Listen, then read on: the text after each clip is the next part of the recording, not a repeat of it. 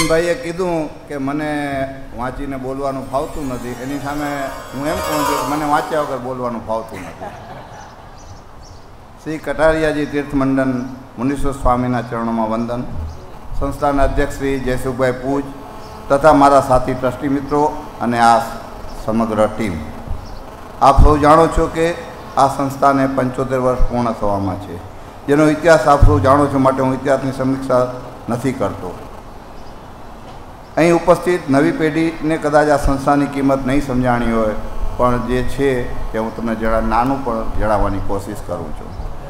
આ સંસ્થા એટલે માત્ર થોડા એકરોમાં જમીનમાં બનેલા મકાનો કે કંઈ નથી, પણ આ જમીનમાં ચણતર નથી, પણ વાગડ જૈન સમાજના વિકાસનો અપાયો છે. આપણા સમાજના અને આ કંઠાના વિસ્તારના તમામ સમાજનું આ ઘડતરનું સંસ્થાનું યોગદાન છે. ભારતના આઝાદીના ઇતિહાસમાં જેનું મહત્ત્વનું ગાંધી આશ્રમનું છે, સ્વામી વિવેકાનંદજીનું છે, આ જીવનમાં મહત્ત્વ કન્યાકુમારીના ખડકનું છે. વાગડના જૈન સમાજના ઇતિહાસમાં તે જ મહત્ત્વ આ સંસ્થાનું છે. કોઈપણ સંસ્થાના વિકાસ માટે જરૂરી હોય છે સમર્પિત કાર્યકરોની ટીમની. આ સંસ્થાનું એ સદભાગ્ય છે કે તેને સમયે સમયે અનેક વડીલો અને નિષ્ઠાથી તન મને ધનથી સેવા આપી છે. આજે આ સંસ્થા કટારિયાથી વિકાસ પામી ભુજ અમદાવાદ વિકાસ પામી રહ્યું છે. આમ તો ભૂમિ સાથે મારો જન્મથી નાતો છે. આ સંસ્થાનો હું વિદ્યાર્થી પણ છું.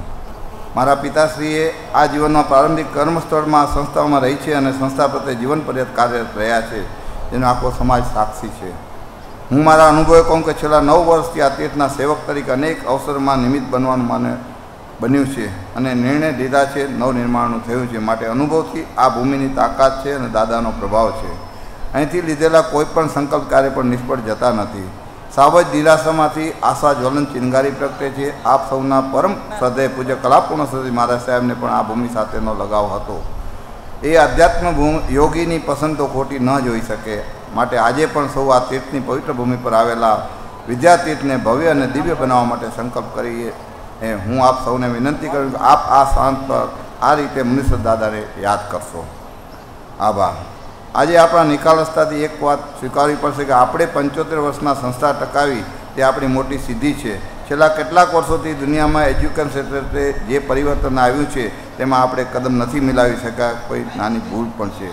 એવા સંજોગો હતા, તેની ચર્ચા કરવા બદલે જાગ્યા ત્યારથી સવાલ એ ન્યાય અને આગામી 5 વર્ષની બ્લુ પ્રિન્ટ સમક્ષ ટીમ તમારી આગળ મૂકી રહ્યું છે. વર્ષે શિક્ષણ ક્ષેત્રમાં નવી જેવી સેવા લેવી છે તે માણસનું મૂલ્યાંકન આપણે 24મી વાત કે ગામવાદમાં ન જતા સંયુક્ત રીતે જૈન સમાજની રીતે આપણે લેવાનું રહેશે.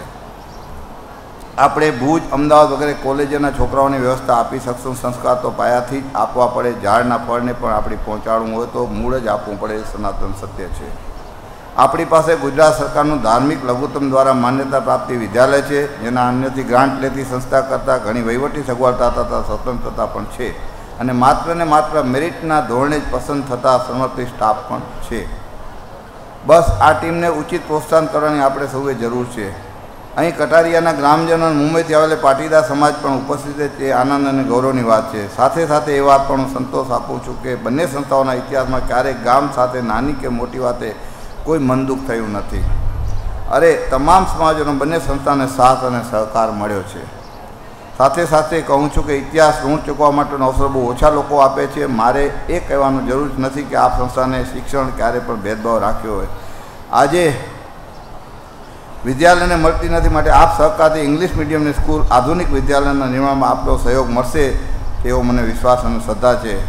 આ સાથે હું એક વિશેષ પણ વાત કરવા માગું છું કે જો માધ્યમિક સ્કૂલમાં ઇંગ્લિશ મીડિયમ ક્યારે પણ શરૂ થવાના પ્રસંગ ઊભો થાય અને આપણી સતત મહેનત હશે તો આપણે ઇંગ્લિશ મીડિયમ શરૂ કરી શકશું.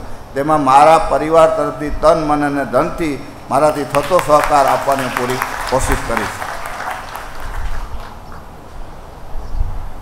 આપની માતૃભૂમિ અને માતૃ સંસ્થાએ આ ઋણ ચૂકવાનો આપને અવસર આપ્યો છે. આપ પાછી પાની નહીં જ કરો, સાથે સહકારમાં પણ આપ સહકાર આપશો જ. મને આ સંસ્થામાં સેવા કરવાનો અવસર આપવા બદલ સમાજનો હું ઋણી છું. ભવિષ્યમાં આ સંસ્થા અનેક વિદ્યાર્થીઓના જીવનમાં સન્માર્ગની દીવાદાંડીનું કામ કરે છે. પ્રાર્થના સાથે રવિન્દ્રનાથ ટાગોરે પંક્તિ જેની અનુવાદ ઝવેરચંદ મેઘાણી કર્યો છે તેની સ્તુતિ હું યાદ કરું છું. અસ્ત થતાં સૂર્યએ પૂછ્યું, મારા ગયા પછી કોણ કરશે મારું કામ? સાંભળી જગત નિરંતર રહ્યું, ક્યાંથી એક મોટી ન કોડ્યું, પણ પ્રભુ મારીથી થતું કરી છૂટીશ, બસ એ જ વિરાટ ભાવના સાથે જય જિનેન્દ્ર.